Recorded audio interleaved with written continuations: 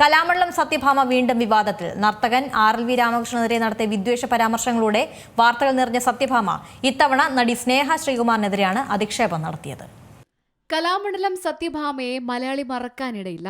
വിവാദ പരാമർശം നടത്തിയതിന്റെ പേരിൽ വ്യാപക വിമർശനമാണ് നർത്തകി ഏറ്റുവാങ്ങിയത്. ഒരു അഭിമുഖത്തിൽ കലാഭവൻ മണിയുടെ സഹോദരനും നർത്തകനുമായ RLV രാമകൃഷ്ണനെ സത്യഭാമ പേരെടുത്ത് പറയാതെ അപമാനിച്ചിരുന്നു.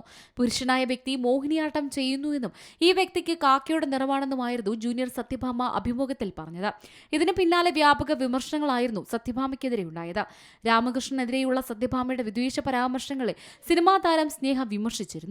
ഇതിനുള്ള മറുപടി എന്നോണം ഫേസ്ബുക്കിൽ പങ്കുവച്ച വീഡിയോയിലാണ് സ്നേഹയെ ശാരീരികമായും കുടുംബത്തെയും അധിക്ഷേപിച്ചുകൊണ്ട് സത്യഭാമ സംസാരിച്ചത്.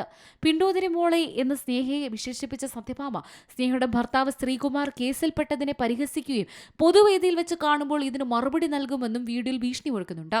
സ്നേഹ സറ്റയർ സീരിയലിൽ അഭിനയിക്കുന്നത് കഞ്ഞി കുടിച്ച് ജീവിക്കാനാണെന്നും സ്നേഹ പഠിച്ച ഓട്ടംതുള്ളൽ എന്ന കലയെയും സത്യഭാമ താഴ്ത്തിക്കെട്ടി സംസാരിക്കുന്നുണ്ട്.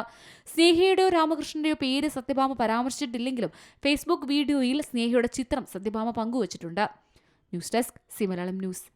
ഏറ്റവും പുതിയ വാർത്തകളും വിശേഷങ്ങളും വിരൽത്തുമ്പിലറിയാൻ സി മലയാളം ന്യൂസ് എല്ലാ ഡിജിറ്റൽ പ്ലാറ്റ്ഫോമുകളിലും ലഭ്യം.